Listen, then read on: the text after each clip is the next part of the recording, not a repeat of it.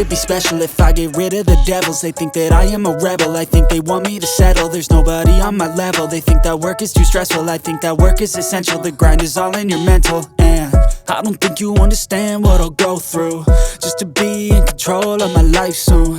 All the negativity, man, I'm immune. I don't really need a mask with all I've been through. I've been making changes for the ages.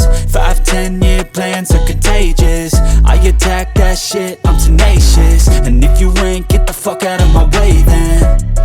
Got one life, I won't regret it. I will fight until I get it. I'll look back one day from heaven and say, damn, I learned some lessons. And say, damn, I had no questions. I had fun in every second, and the journey was a blessing, yeah. They tell me that I'm never gonna make it,